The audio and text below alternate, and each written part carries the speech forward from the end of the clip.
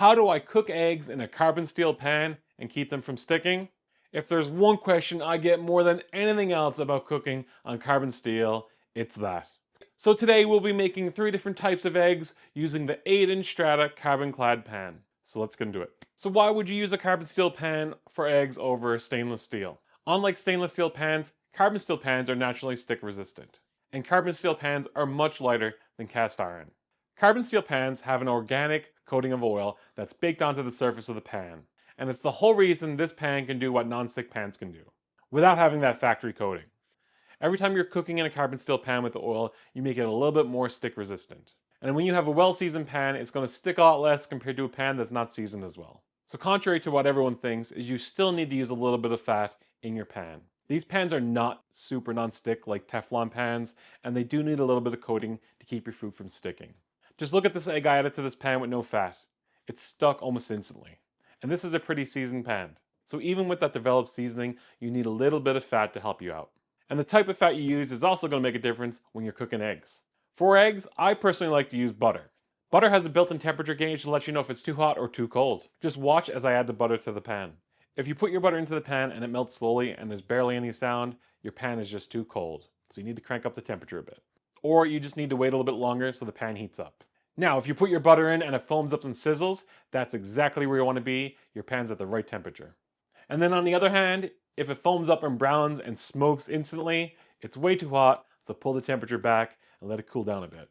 Maybe take it off the burner. So simply, if you put your butter in and it takes a long time to melt, your pan's too cold. Now, if you put it in and it starts smoking right away, pan's too hot. That's a good rule of thumb to go by. But the reason butter beats oil for stick resistance is not just the temperature gauge.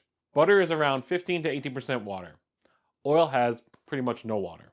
So when you place your butter into the pan, the water in the butter flashes into steam, and that thin layer of steam acts like a barrier between the egg proteins and the metal. And eggs are one of those tricky foods that take a little bit to master. If your pan's too hot, they burn, and if it's too cold, they stick. In the end, temperature control is going to be the name of the game, and it's going to take a little bit of practice. One thing to also keep in mind, your stove might run a bit different than mine. I like to set mine right in the middle, and that's what works best for me on my stove. Now you might need to adjust your dial up or down a bit to find that perfect zone for yours. Now we got the fundamentals down, let's cook some eggs. First up, we're going to do some fried eggs. So go ahead and toss a tablespoon of butter into the pan. Remember, we are looking for it to foam up and sizzle right away. Then crack our egg in, then watch the egg. You want a quick, gentle cook of the egg, not a violent bubble up. Your eggs should glide around the pan once they're set. For doneness, you want the whites just set and the yolk still loose and runny underneath. But that's personal preference, cook your egg to your desired doneness. For the finishing, you basically got 2 moves. You can do sunny side up, where you just base the top with butter and never flip it, or over easy or hard, where you flip it and time it based on how firm you want that yolk. And then slide it on the plate and chow in. Now, let's move on to a scrambled egg.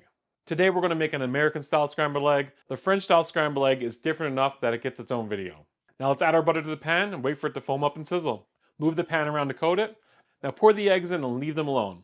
Let them sit undisturbed for about 15 to 20 seconds, just until the edges start to set. Now gently push the cooked egg from the edges towards the center and let the cooked egg flow into the space you just opened up.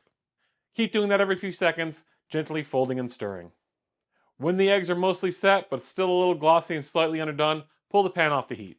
The residual heat from the pan will finish the job there. Then season, serve right away while it's still soft, fluffy, and creamy. Now on to our third egg, we are going to make the almighty omelet. I'm going to go with a diner style omelet today. It's filled with cheese and toppings and folded over. Start by doing the same method as our other eggs, adding the butter, waiting for it to foam up and sizzle, and then sliding the butter around to coat the pan. Then we're going to pour in our eggs. As the edges start to set, use the spatula to gently lift the cooked edge and slightly tilt the pan at the same time, so the uncooked egg on top flows underneath. And if your omelet starts to develop bubbles, just give them a little pop. Keep working your way around the pan, lifting, tilting, letting more raw egg run underneath until the top is mostly set, but still a little glossy. The egg should start to glide around the pan now, and that's your sign to flip it over. Go ahead and flip it and cook it for another 20 to 30 seconds. If you're not confident enough to flip it in the pan, feel free to use a spatula, no one's going to judge you. Then add your toppings. Today I'm using bacon and cheese, but use whatever fillings you like. Ham, sausage, mushrooms, onions, pepper, spinach, whatever you like, throw it in there. Then give that another 20 to 30 seconds, just until the cheese starts to melt.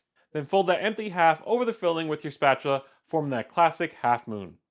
Let it sit for another 15 to 30 seconds, then gently slide it onto a plate and serve it right away. And that's how you cook eggs 3 ways on a carbon steel pan. Keep your pan seasoned, pay attention to what the butter's doing, and dial in the temperature on your stove. Once you got that, all 3 egg styles are just variations of the same skill. The Strata carbon clad pan is great for even heat and great stick resistance once it has a solid seasoning. Let me know in the comments which one of these eggs you'll be trying out first. If you're having any issues with your eggs sticking to the pan, let me know in the comments below. I'll see if I can help out.